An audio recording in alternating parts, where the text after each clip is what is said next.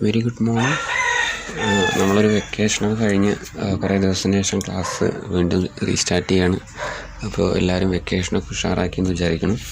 പിന്നെ നമുക്ക് ഇനി പഴയ കാര്യങ്ങളൊക്കെ താഴെ പോയിട്ടുണ്ടാകും, ചിലപ്പോൾ നോക്കിയിട്ടുണ്ടോയെന്നൊന്നും അറിയില്ല. എന്തായാലും നമ്മൾ കഴിഞ്ഞ അവസാനത്തെ ക്ലാസ്സുകളിൽ നമ്മൾ പറഞ്ഞൊരു കാര്യം, അതായത് എങ്ങനെയാണ് എന്ത് ചെയ്യുന്നത്, ന്യൂ ഇഷ്യൂസ് ചെയ്യുന്നത്. അപ്പോൾ ന്യൂ ഇഷ്യൂസ് ചെയ്യാൻ വേണ്ടി ഉപയോഗിക്കുന്ന മാർഗ്ഗങ്ങൾ ഏതൊക്കെയാണ് അല്ലേ? അപ്പോൾ അതിനെക്കുറിച്ചൊക്കെയാണ് നമ്മൾ ഡിസ്കസ് ചെയ്തുകൊണ്ടിരുന്നത്. അതിൽ പബ്ലിക് ഇഷ്യൂസ് ഉണ്ട്, ഓഫർ ഓഫ് സെയിൽ ഉണ്ട്, പ്രൈവറ്റ് പ്ലേസ്മെൻ്റ് ഉണ്ട്, ബോട്ട് ഔട്ട് ഡീൽസ് ഉണ്ട്, റൈറ്റ് ഇഷ്യൂ ഉണ്ട്, ബോണസ് ഷെയർസ് ഉണ്ട്, ബുക്ക് ബിൽഡിംഗ് ഉണ്ട്, എംപ്ലോയി സ്റ്റോക്ക് ഓപ്ഷൻ സ്കീം ഉണ്ട്. പിന്നെ ഓക്കെ, അപ്പോൾ നമ്മൾ ഏറ്റവും അവസാനം പറഞ്ഞ ബോണസ് ഷെയർസ് വരെയാണ് നമ്മൾ പറഞ്ഞത്. പിന്നെയും കുറേ അതർ മെത്തേഡ്സ് ഒക്കെ ഉണ്ട്. അപ്പോൾ നമ്മളിനി നമുക്ക് പറയാനുള്ളത്, ഇതിൽ തന്നെ പറയാനുള്ളത് ബുക്ക് ബിൽഡിംഗ് ആണ്. ഓക്കെ, അപ്പോൾ എന്താണ് ബുക്ക് ബിൽഡിംഗ് എന്ന് നോക്കി നോക്കാം.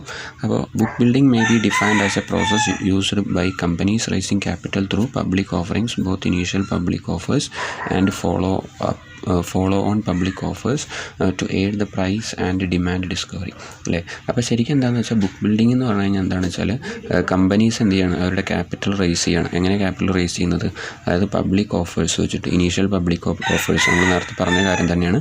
IPOs ഉപയോഗിച്ച് അല്ലെങ്കിൽ എന്താണ് FPOs ഉപയോഗിച്ച്, ഫോളോ ഓൺ പബ്ലിക് ഓഫേഴ്സ് വെച്ചിട്ട് എന്ത് ചെയ്യാണ്, കമ്പനികൾ അവർക്ക് ആവശ്യമായിട്ടുള്ള ഇനീഷ്യൽ ഫണ്ട് അല്ലെങ്കിൽ അവരുടെ ക്യാപിറ്റൽ എന്ത് ചെയ്യാണ്, റേസ് ചെയ്യാണ്. അപ്പോൾ അതിന് ഉപയോഗിക്കുന്ന ഒരു മെത്തേഡാണ് എന്ത്, ഈ ബുക്ക് ബിൽഡിംഗ് എന്ന് പറഞ്ഞു കഴിഞ്ഞാൽ. അപ്പോൾ ശരിക്കും എന്താണെന്ന് വെച്ച് കഴിഞ്ഞാൽ ഈ ബുക്ക് ബിൽഡിങ്ങിൽ ശരിക്കും ഒരു കറക്റ്റായിട്ടൊരു പ്രൈസ് എന്ത് ചെയ്യുന്നുണ്ടാവില്ല, ഷെയറിനൊരു പ്രൈസ് പറയില്ല. അപ്പോൾ ആ ഷെയറിൻ്റെ പ്രൈസ് കണ്ടെത്തൽ കൂടിയാണ് എന്ത് ചെയ്യുന്നത്, ഈ ബുക്ക് ബിൽഡിംഗ് എന്നുള്ള പ്രോസസ്സിലൂടെ ചെയ്യുന്നത്. അപ്പോൾ അതെങ്ങനെ വരണമെന്ന് നോക്കി നോക്കാം. It is a mechanism where during the period for which the book for the offer is open, the bids are collected from the investors at various prices which are within the price bands specified by the issuer. The process is directed towards the institutional investors as well as the retail investors. The issue price is determined after the bid closure based on the demand generated on the process. Book building is actually a price discovery method. In this method, company does not fix a particular price for the shares but instead gives a price range അല്ലേ? Okay, അപ്പോൾ ഇവിടെ എന്താ ചെയ്യുന്നത് വെച്ചാൽ book ബിൽഡിങ്ങിൽ നമ്മൾ പറഞ്ഞു, അതായത് എന്താണ്, ന്യൂ ഇഷ്യൂസ് ചെയ്യാൻ വേണ്ടിയിട്ടുള്ള ഒരു മെത്തേഡ് തന്നെയാണ് എന്ത്, ഈ ബുക്ക് ബിൽഡിങ്ങും. അപ്പോൾ ബുക്ക് ബിൽഡിങ് ചെയ്യുന്നത് എങ്ങനെയാണ്, ഇനീഷ്യൽ പബ്ലിക് ഓഫറായിട്ട് അല്ലെങ്കിൽ എന്താണ് FPOs ആയിട്ട്, അതായത് ഫോളോ ഓൺ പബ്ലിക് ഓഫേഴ്സ് ആയിട്ടാണ് ബുക്ക് ബിൽഡിങ് ചെയ്യുന്നത്. അപ്പോൾ ബുക്ക് ബിൽഡിങ് എന്താണെന്ന് വെച്ചാൽ അതായത് എന്ത് ചെയ്യാണ്, ഒരു ഷെയറിൻ്റെ ഡിമാൻഡ് കണ്ടുപിടിച്ചിട്ട് ആ ഡിമാൻഡിനനുസരിച്ച് എന്ത് ചെയ്യാണ്, അതിൻ്റെ പ്രൈസ് നിശ്ചയിക്കുകയാണ് എന്ത് ചെയ്യുന്നത്, ഈ ബുക്ക് ബിൽഡിംഗ് എന്നുള്ള പ്രോസസ്സിൽ ചെയ്യുന്നത്. അപ്പോൾ അങ്ങനെ ബുക്ക് ബിൽഡിംഗ് ചെയ്യുമ്പോൾ എന്താണ്, കമ്പനിക്ക് ആവശ്യമായിട്ടുള്ള ക്യാപിറ്റൽ കമ്പനി എന്ത് ചെയ്യും, ഈ ബുക്ക് ബിൽഡിംഗ് പ്രോസസ്സിലൂടെ എന്ത് ചെയ്യും, റേസ് ചെയ്യും. അതാണ് ഈ ബുക്ക് ബിൽഡിങ്ങിൽ ചെയ്യുന്നത്. പിന്നെ ബുക്ക് ബിൽഡിങ്ങിൽ എന്ത് ചെയ്യുന്നത് വെച്ച് കഴിഞ്ഞാൽ ഓരോ ഇൻവെസ്റ്റേഴ്സ്ക്കും, അതായത് അവർക്ക് ആവശ്യമായ എന്താണ്, എത്ര ഷെയറാണോ വേണ്ടത് അതിൻ്റെ ഒരു ഭാഗം എന്ത് ചെയ്യാം, വാങ്ങാം. അപ്പോൾ അങ്ങനെ വാങ്ങുന്ന സമയത്ത് ഒരു ഫിക്സഡ് പ്രൈസ് പറയില്ല, അതായത് ഷെയറിന് ഇന്നതാണ് വില എന്ന് പറയില്ല. ഇപ്പോൾ ഉദാഹരണത്തിന് ഷെയറിൻ്റെ വില എത്രയാണ്, 80-നും 100-നും ഇടയിലാണെന്ന് പറയും. അതായത് 80 to 100 ആണ് ഒരു ഷെയറിൻ്റെ വില. ഓക്കെ, അപ്പോൾ 80 എന്ന് പറഞ്ഞു കഴിഞ്ഞാൽ ആ 80 എന്ന് പറഞ്ഞാൽ ലോവസ്റ്റാണ്. ആ ലോവസ്റ്റ് റേഞ്ചിനെ നമ്മൾ അവിടെ പറയുക എന്താണെന്ന് വെച്ച് കഴിഞ്ഞാൽ, ലോവസ്റ്റ് പ്രൈസിനെ നമ്മൾ പറയുക ഫ്ലോർ പ്രൈസ് എന്നാണ് പറയുക. ഒരു ഫ്ലോർ പ്രൈസ് ഉണ്ടാവും. ഇനി 100 ആണ്, 80 to 100 ആണ് നമ്മൾ പ്രൈസ് പറഞ്ഞതെങ്കിൽ 100 ആണ് അവിടുത്തെ ഹയസ്റ്റ് പ്രൈസ്. അതിനെ നമ്മൾ ക്യാപ്പ് പ്രൈസ് എന്ന് പറയും, CAP. അപ്പോൾ ഫ്ലോർ പ്രൈസിൻ്റെയും ക്യാപ്പ് പ്രൈസിൻ്റെയും ഇടയിലുള്ള ഒരു പ്രൈസിനാണ് ചിലപ്പോൾ എന്ത് ചെയ്യുക, എത്ര താണാലും 80 രൂപയിൽ താഴെ വരെ വരില്ല, എത്ര ഉയർന്നാലും 100 രൂപ അതിൻ്റെ അപ്പുറത്തേക്ക് പോവില്ല. അപ്പോൾ 80 എന്ന് പറഞ്ഞാൽ ഫ്ലോർ പ്രൈസും 100 എന്ന് പറഞ്ഞാൽ എന്താണ്, ക്യാപ്പ് പ്രൈസും. അപ്പോൾ അതിൻ്റെ ഇടയിലാണ് ആ ഷെയറിൻ്റെ വാല്യൂ വരിക. അപ്പോൾ ഇപ്പോൾ 80-ൻ്റെയും 100-ൻ്റെയും ഇടയിൽ ഇപ്പോൾ ഒരു 90 വന്നു, അല്ലെങ്കിൽ ഒരു 85 ആണ് എന്ത് ഷെയറിൻ്റെ വാല്യൂ അവസാനം എന്ത് ചെയ്തത്, നിശ്ചയിച്ചതെന്ന് വിചാരിക്കുക. അപ്പോൾ ഷെയറിൻ്റെ വാല്യൂ നിശ്ചയിച്ചത് 85 ആണെങ്കിൽ ആ എന്താണ് വാല്യൂവിനെയാണ് നമ്മൾ എന്ത് പറയുക, അതായത് ഷെയറിൻ്റെ കൃത്യം വാല്യൂവിനെ നമ്മൾ എന്ത് പറയുക വെച്ചാൽ അതിനെ നമ്മൾ കട്ട് ഓഫ് പ്രൈസ് എന്നാണ് പറയുക. അതായത് എന്താണ് പറയുന്നത്, അതായത് the price at which the shares are allotted is known as cut off price. അതിന് നമ്മൾ കട്ട് ഓഫ് പ്രൈസ് എന്നാണ് പറയുക. അപ്പോൾ നമ്മൾ ഫ്ലോർ വാല്യൂ ഉണ്ട്, ക്യാപ്പ് വാല്യൂ ഉണ്ട്.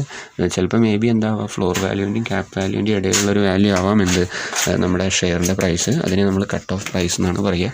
അപ്പോൾ ഈ കട്ട് ഓഫ് പ്രൈസ് നിശ്ചയിക്കുക എപ്പോഴാണെന്ന് വെച്ച് കഴിഞ്ഞാൽ, അതായത് ഒരു ഫിക്സഡ് ഒരു 4-5 ദിവസത്തേക്ക് എന്ത് ചെയ്യും, 4-5 ദിവസത്തേക്ക് ഈ ഷെയറിൻ്റെ എന്താണ് എന്താണ് ഷെയർ വാങ്ങാൻ ആയിട്ട് അല്ലെങ്കിൽ ഇനീഷ്യൽ പബ്ലിക് ഓഫറൊക്കെ ആയിട്ട് എന്ത് ചെയ്യും, ഒരു 5 ദിവസം കൊടുക്കും.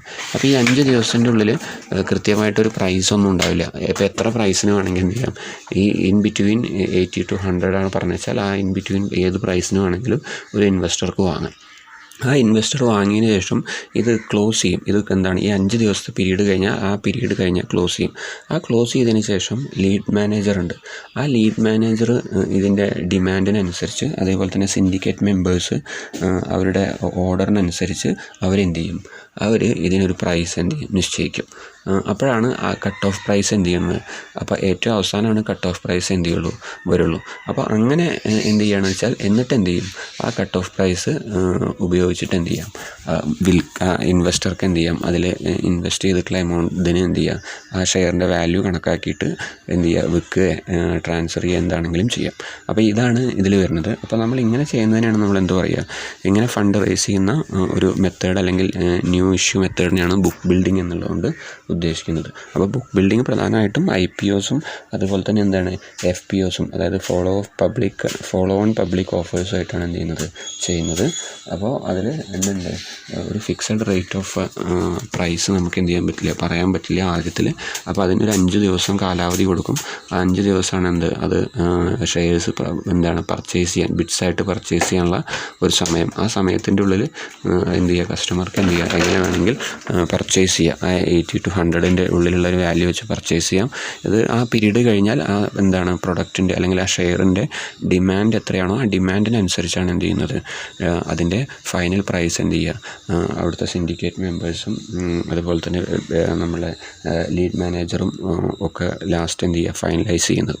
അപ്പോൾ ആ ഫൈനലൈസ് ചെയ്യുന്ന പ്രൈസിനാണ് നമ്മൾ എന്താ പറയുക, ആ ഷെയറിൻ്റെ ഫൈനലൈസ്ഡ് പ്രൈസാണെന്ത്, അതിനെയാണ് നമ്മൾ കട്ട് ഓഫ് പ്രൈസ് എന്ന് പറയുക. ഓക്കെ, അപ്പോൾ ഫ്ലോർ പ്രൈസിൻ്റെയും ക്യാപ് പ്രൈസിൻ്റെയും ഇൻ ബിറ്റ്വീൻ ആയിരിക്കും മിക്കവാറും എന്തുണ്ടാവുക, കട്ട് ഓഫ് പ്രൈസ് ഉണ്ടാവുക. ഓക്കെ, അപ്പോൾ ഇത്രയൊക്കെയാണ് നമുക്കിതിൽ പറയാനുള്ളത്. അപ്പോൾ ഇതാണ് ഒരു മെത്തേഡ്. മറ്റൊരു മെത്തേഡ് ബുക്ക് ബിൽഡിംഗ് എന്ന് പറഞ്ഞ മെത്തേഡ്. ബുക്ക് ബിൽഡിംഗ് എന്താണ്, ഒരു ഫണ്ട് റേസിങ്, ക്യാപിറ്റൽ റൈസ് ചെയ്യാനുള്ള ഒരു മെത്തേഡാണ്, കമ്പനീസ് ഉപയോഗിച്ചുകൊണ്ടിരുന്ന ഒരു മെത്തേഡാണ്. ഇത് സാധാരണയായിട്ട് എന്താണ്, റീറ്റെയിൽ ഇൻവെസ്റ്റേഴ്സും അതുപോലെ തന്നെ ഇൻസ്റ്റിറ്റ്യൂഷണൽ ഇൻവെസ്റ്റേഴ്സൊക്കെ എന്ത് ചെയ്യുന്നുണ്ട്, ഈ മെത്തേഡ് യൂസ് ചെയ്തിട്ട് ഫണ്ട് എന്ത് ചെയ്യുന്നുണ്ട്, ക്യാപിറ്റൽ റേസ് ചെയ്യുന്നുണ്ട്. ഓക്കെ, അപ്പോൾ ഇതാണ് ബുക്ക് ബിൽഡിംഗ്. ഇനി നമുക്ക് പറയാനുള്ളൊരു അടുത്തൊരു മെത്തേഡ് എന്ന് പറഞ്ഞാൽ എംപ്ലോയി സ്റ്റോക്ക് ഓപ്ഷൻ സ്കീമാണ്. അപ്പോൾ എന്താണ് എംപ്ലോയി സ്റ്റോക്ക് ഓപ്ഷൻ സ്കീം എന്ന് വെച്ച് കഴിഞ്ഞാൽ, the scheme was introduced in 1985. This is another method of raising capital from the primary market. Under this method the employees of a public company is allowed to participate the equity capital of a company in a phased manner. The permanent employees of the company can give an option to join the scheme. The employees can join the scheme voluntarily. He is required to pay an initial contribution and a deposit of a fixed annual contribution in a successive 4 years. The company allows the joined employee of a non-transferable convertible debenture. The employee can convert the debenture into equity shares at a predetermined price on the expiry of the 5th year. He cannot transfer that share for a period of 3 years. Companies like Infosys, Indian Oil Corporation and NIT has introduced this scheme. Okay, അപ്പോൾ എന്താണ് അടുത്തൊരു type new ഇഷ്യൂസിൻ്റെ അടുത്തൊരു type നമുക്ക് പറഞ്ഞാൽ, അല്ലെങ്കിൽ വേറൊരു നമ്മുടെ financial new issue മാർക്കറ്റിൽ വരുന്ന മറ്റൊരു ടൈപ്പ് എന്ന് പറഞ്ഞു കഴിഞ്ഞാൽ ഇഷ്യൂ ചെയ്യാനുള്ള മറ്റൊരു മാർഗ്ഗം എന്ന് പറഞ്ഞാൽ എംപ്ലോയി സ്റ്റോക്ക് ഓപ്ഷനാണ്. അപ്പോൾ എംപ്ലോയി സ്റ്റോക്ക് ഓപ്ഷൻ എന്ന് പറഞ്ഞാൽ 1985 ഇന്ത്യയിൽ ഇൻട്രൊഡ്യൂസ് ചെയ്തിട്ടുള്ളത്. അപ്പോൾ ശരിക്കും ക്യാപിറ്റൽ റേസ് ചെയ്യാനുള്ള ഒരു മാർഗ്ഗം തന്നെയാണ്, പ്രൈമറി മാർക്കറ്റിലേക്ക് ക്യാപിറ്റൽ റേസ് ചെയ്യാനുള്ള ഒരു മാർഗ്ഗമായിട്ട് തന്നെയാണ് ഉപയോഗിക്കുന്നത്, ഈ എംപ്ലോയി സ്റ്റോക്ക് ഓപ്ഷൻസ് ഉപയോഗിക്കുന്നത്. അപ്പോൾ ഇതിൽ ശരിക്കും എന്താണെന്ന് വെച്ച് കഴിഞ്ഞാൽ, ഇതിൽ ഒരു കമ്പനിയിൽ പ്രത്യേകിച്ചും ഗവൺമെൻറ് സെക്ടറിലുള്ള ആളുകൾ എന്ത് ചെയ്യാണ്, പെർമനൻ്റ് എംപ്ലോയീസിന് ഈ സ്കീമിൽ ചേരാം. അപ്പോൾ എന്താണെന്ന് വെച്ചാൽ അവരെന്ത് ചെയ്യുക, ഈ സ്കീമിൽ അവർ ചേരുമ്പോൾ അവരെന്ത് ചെയ്യുക, ഒരു ഇനീഷ്യൽ കോൺട്രിബ്യൂഷൻ ഒരു എമൗണ്ട്, അല്ലെങ്കിൽ ഒരു വർഷത്തിൽ ഇത്ര ഒരു എമൗണ്ട് എന്ത് ചെയ്യണം, അവരെല്ലാ വർഷവും എന്ത് ചെയ്യണം, തുടർച്ചയായിട്ടൊരു 4 വർഷമെങ്കിലും എന്ത് ചെയ്യണം, അടയ്ക്കുകയാണ്. അതായത് അവരൊരു കോൺട്രിബ്യൂഷനായിട്ട് ഇങ്ങനെ കൊടുക്കുകയാണ്.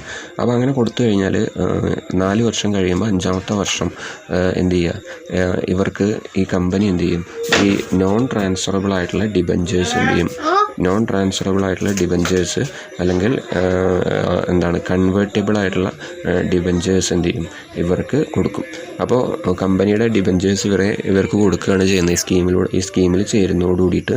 അപ്പോൾ ഈ എംപ്ലോയീസ് എന്താണെന്ന് വെച്ചാൽ എംപ്ലോയീസിന് എന്ത് ചെയ്യുക, ഈ ഡിബഞ്ചേഴ്സിന് എന്ത് ചെയ്യുക, അതിനെ ഇക്വിറ്റി ഷെയർസ് ആക്കിയിട്ട് 4 വർഷം കഴിഞ്ഞാൽ 5ാമത്തെ വർഷം, അതായത് ആ ഇക്വിറ്റി ഷെയർ ആകുമ്പോൾ ആദ്യമേ പറഞ്ഞിട്ടുണ്ടാകും ആ ഇക്വിറ്റി ഷെയറിൻ്റെ പ്രൈസ് എന്താണ്, ഇത്രയാണെന്ന് ആദ്യമേ പ്രീ ഡിറ്റർമിൻ ചെയ്തിട്ടുണ്ട്. അപ്പോൾ ആ പ്രീ ഡിറ്റർമിൻ ചെയ്ത വാല്യൂവിനനുസരിച്ചുള്ള ഷെയർസ് ആക്കിയിട്ട് എന്ത് ചെയ്യാം, അവർക്കത് കൺവേർട്ട് ചെയ്യാം അല്ലേ. അപ്പോൾ കൺവേർട്ടബിൾ ആണ്, അത് എന്തല്ല, അത് ട്രാൻസ്ഫറബിൾ അല്ല, നോൺ ട്രാൻസ്ഫറബിൾ ആണ്.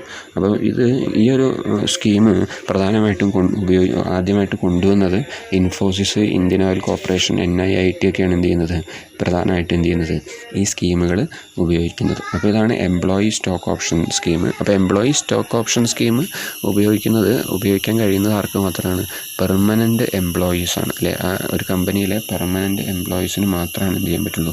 പബ്ലിക് കമ്പനി എന്ന് പറഞ്ഞാൽ ഗവൺമെൻറ് കമ്പനിയിൽ, അപ്പോൾ ഗവൺമെൻറ് കമ്പനിയിൽ വർക്ക് ചെയ്യുന്ന പെർമനൻറ്റ് എംപ്ലോയീസിന് മാത്രം ഉപയോഗിക്കാൻ പറ്റുന്ന അല്ലെങ്കിൽ ഒരു ഇൻവെസ്റ്റ്മെൻറ്റ് സ്കീമാണ് ശരിക്കും എന്ത്, എംപ്ലോയി സ്റ്റോക്ക് ഓപ്ഷൻ സ്കീം. അപ്പോൾ അങ്ങനെ അവരെ കൊണ്ട് നിർബന്ധമായിട്ടും എന്ത് ചെയ്യുകയാണ്, അവരെ കൊണ്ട് ഇൻവെസ്റ്റ് ചെയ്യിപ്പിക്കുകയാണ്. 4 വർഷം, 5ാമത്തെ വർഷമാണ് എന്ത് ചെയ്യുന്നത്, അവർക്ക് എന്ത് ചെയ്യുന്നത്, ആ ഡിബഞ്ചറിന് കറസ്പോണ്ടിങ് ആയിട്ടുള്ള ഷെയർസായിട്ട് അവർക്ക് എന്ത് ചെയ്യാൻ പറ്റുന്നത്, അത് ട്രാൻസ്ഫർ ചെയ്യാൻ പറ്റുന്നത്. അപ്പോൾ ആദ്യം പറഞ്ഞ പ്രൈസ്, അതായത് ഓൾറെഡി 4 വർഷം മുമ്പേ പറഞ്ഞു വെച്ച പ്രൈസിനാണ് എന്ത് ചെയ്യുന്നത്, 5ാമത്തെ വർഷം ഇതിൻ്റെ മെച്യൂരിറ്റി ടൈമിൽ എന്ത് ചെയ്യുന്നത്, അവർക്ക് ആ പ്രൈസിനനുസരിച്ചുള്ള ഷെയർസാണ് അവർക്ക് എന്ത് ചെയ്യുന്നത്, കമ്പനി കൊടുക്കുന്നത്. ഓക്കെ, അപ്പോൾ ശരിക്കും എന്താണെന്ന് വെച്ചാൽ ഈ ഡിബഞ്ചർ എന്തല്ല, ഈ ഡിബഞ്ചേഴ്സ് കൺവേർട്ടിബിൾ ആണ്, അതായത് ഷെയർസ് ആക്കിയിട്ട് മാറ്റാൻ പറ്റും. പക്ഷേ അത് എന്തല്ല, ട്രാൻസ്ഫറബിൾ അല്ല, അത് മറ്റൊരാളുടെ പേരിൽ എന്ത് ചെയ്യാൻ പറ്റില്ല, കൊടുക്കാൻ പറ്റില്ല. അപ്പോൾ അത് കമ്പനിയിൽ പെർമനൻ്റ് ആയിട്ടുള്ള, അതായത് പബ്ലിക് സെക്ടർ കമ്പനിയിൽ പെർമനൻ്റ് ആയിട്ടുള്ള ആളുകൾക്ക് മാത്രമാണ് എന്ത് ചെയ്യാൻ പറ്റുള്ളൂ, ഈ സ്കീം ഉപയോഗിക്കാൻ പറ്റുള്ളൂ. അപ്പോൾ അങ്ങനെ കമ്പനീസ് എന്ത് ചെയ്യാണ്, ഈ ഒരു സ്കീം ഇംപ്ലിമെൻ്റ് ചെയ്യുക വഴി കമ്പനീസ് എന്ത് ചെയ്യുന്നു, അവർക്ക് ആവശ്യമായിട്ടുള്ള ക്യാപിറ്റൽ ഫണ്ട് എന്ത് ചെയ്യാണ്, റേസ് ചെയ്യാണ്. ക്യാപിറ്റൽ റേസ് ചെയ്യാനുള്ള മറ്റൊരു മാർഗ്ഗമാണ് ഇത് അല്ലേ. അപ്പോൾ ഇത്രയാണ് ഇതിൽ പറയുന്നത്.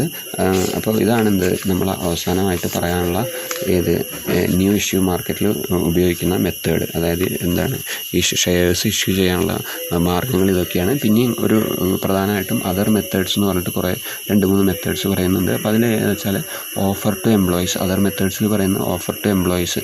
അപ്പോൾ എന്താണ് ഓഫർ ടു എംപ്ലോയീസ് എന്ന് പറഞ്ഞാൽ, the company offers the issue to the existing employees of the organisation. Its aim to improve the relationship with employees and enhance the industrial productivity. അപ്പോൾ എന്താണെന്ന് വെച്ചാൽ ഓഫർ ടു എംപ്ലോയീസ് എന്താണ്, നമ്മൾ നേരത്തെ പറഞ്ഞു offer to employees എന്ന് പറഞ്ഞു കഴിഞ്ഞാൽ, അതായത് ഒരു കമ്പനി എന്ത് ചെയ്യാണ്, കമ്പനി അവരുടെ ഇഷ്യൂസ് എന്ത് ചെയ്യാണ്, അവിടെ നിലവിലുള്ള എംപ്ലോയീസിന് എന്ത് ചെയ്യാണ്, ഇഷ്യൂ ചെയ്ത് കൊടുക്കുകയാണ് അല്ലേ. നിലവിലുള്ള ജോലിക്കാർക്ക് എന്ത് ചെയ്യാണ്, കമ്പനി എന്ത് ചെയ്യുന്നു, കമ്പനി ഇഷ്യൂ ചെയ്ത് കൊടുക്കുന്നു അവരുടെ എന്താണ് ഷെയർസോ അല്ലെങ്കിൽ അവർ ഓഫർ ചെയ്യണം. അപ്പോൾ കമ്പനി ശരിക്കും എന്താണ് ഇഷ്യൂ ചെയ്യുന്നു, ന്യൂ ഇഷ്യൂസ്. എങ്ങനെ ഫണ്ട് റേസ് ചെയ്യുന്നത് വെച്ചാൽ അവിടെയുള്ള എംപ്ലോയീസിന് എന്ത് ചെയ്യാണ്, ന്യൂ ഇഷ്യൂസ് ഓഫർ ചെയ്തിട്ട് പുതിയ എന്തുണ്ടാക്കുകയാണ്, ക്യാപിറ്റൽ റേസ് ചെയ്യുക. അതിനെയാണ് നമ്മൾ ഓഫർ ടു എംപ്ലോയീസ് എന്ന് പറയുക. അപ്പോൾ ഓഫർ ടു എംപ്ലോയീസിൻ്റെ ഉദ്ദേശം എന്താണെന്ന് വെച്ച് കഴിഞ്ഞാൽ എന്താണ്, relationship between employees and employer അല്ലേ. അപ്പോൾ എംപ്ലോയീസായിട്ടുള്ള ബന്ധം ഒന്നും കൂടി എന്ത് ചെയ്യുക, കൂട്ടിയെടുക്കുക അല്ലെ. എംപ്ലോയീസായിട്ടുള്ള ബന്ധം ഒന്നുകൂടി വർദ്ധിപ്പിക്കുക അവരുടെ. പിന്നെ അതുപോലെ തന്നെ എന്താണ്, ഇൻഡസ്ട്രിയൽ പ്രൊഡക്ടിവിറ്റി അല്ലേ, അവരുടെ എന്താണ് പ്രൊഡക്ടിവിറ്റി എന്ത് ചെയ്യുക, മാക്സിമം വർദ്ധിപ്പിക്കുക എന്നുള്ള ഉദ്ദേശത്തോടു കൂടിയിട്ടാണ് ഓഫർ ടു എംപ്ലോയീസ് എന്നുള്ള ഒരു മെത്തേഡ് ഉപയോഗിക്കുന്നത്. അപ്പോൾ ഓഫർ ടു എംപ്ലോയീസ് ഒരു അതർ മെത്തേഡാണ്. ഈ പറഞ്ഞ മെത്തേഡൊന്നും കൂട്ടാതെയുള്ള മറ്റൊരു മെത്തേഡാണ് എന്ത്, ഓഫർ ടു എംപ്ലോയീസ്. പിന്നെ ഓഫർ ടു കസ്റ്റമേഴ്സ് അല്ലേ. പിന്നെ എന്താ വെച്ചാൽ public companies offer shares to their customers അല്ലേ. പബ്ലിക് കമ്പനീസിന് എന്ത് ചെയ്യാം, അവരുടെ ഷെയർസ് എന്ത് ചെയ്യാം, അവരുടെ ഷെയർസ് പബ്ലിക്കിന് ഓഫർ ചെയ്യാം. അതാണ് ഓഫർ ടു കസ്റ്റമേഴ്സ്. പിന്നെ ഓഫർ ടു ക്രെഡിറ്റേഴ്സ് എന്ന് പറഞ്ഞാൽ in external reorganisation of the company it offers the shares to the creditors as a part of the settlement of their debts അല്ലേ. അപ്പോൾ എന്ത് ചെയ്യുകയെന്ന് വെച്ചാൽ അവർക്ക് എന്താണ്, അവരുമായിട്ട് ഫിനാൻഷ്യൽ ഡീലിംഗ് നടത്തിയിട്ടുണ്ട്. അപ്പോൾ ബാധ്യതയുണ്ട് അവർക്ക് കൊടുക്കാൻ, എന്താണ് ഇത്ര എമൗണ്ട് ഉണ്ടാവും. അപ്പോൾ ആ എമൗണ്ട് കൊടുക്കുന്നതിന് പകരം എന്ത് ചെയ്യും, കമ്പനി അവരുടെ ഷെയർസ് അവർക്ക് ഓഫർ ചെയ്യും അല്ലേ. അപ്പോൾ കമ്പനി അവരുടെ ക്രെഡിറ്റേഴ്സിന് ഷെയർസ് ഓഫർ ചെയ്യുക വഴി കമ്പനി എന്ത് ചെയ്യും, ആ ബാധ്യത ഒഴിവാക്കും അല്ലേ. അപ്പോൾ ശരിക്കും അങ്ങനെ ചെയ്യുന്നതിനാണ് നമ്മൾ എന്താ പറയുക, അങ്ങനെ ചെയ്യുന്നതിനാണ് നമ്മൾ ഓഫർ ടു ക്രെഡിറ്റേഴ്സ് എന്നുള്ളതുകൊണ്ട് ഉദ്ദേശിക്കുന്നത്. അപ്പോൾ ഇതൊക്കെയാണ് നമുക്ക് എന്ത് ചെയ്യാനുള്ളത്, പറയാനുള്ളത്. അപ്പോൾ ഇനി ഇത് ശ്രദ്ധിച്ച് ക്ലാസ് കേൾക്കുക. അപ്പോൾ ഇതിൻ്റെ മുമ്പുള്ള വീഡിയോസ് ഒക്കെ ഇതിൻ്റെ ഭാഗം തന്നെയാണ്, അതായത് ന്യൂ ഇഷ്യൂസിൻ്റെ ഭാഗമാണ്. അപ്പോൾ ന്യൂ ഇഷ്യൂസിൽ തന്നെ നമ്മൾ 8 മെത്തേഡാണ് പ്രധാനമായിട്ടും പറഞ്ഞത്, പിന്നെ അതർ മെത്തേഡ് എന്ന് പറഞ്ഞാൽ 9 എണ്ണം. അപ്പോൾ ശ്രദ്ധിച്ച് കേൾക്കുക, സംശയങ്ങളാണ് ചോദിക്കുക.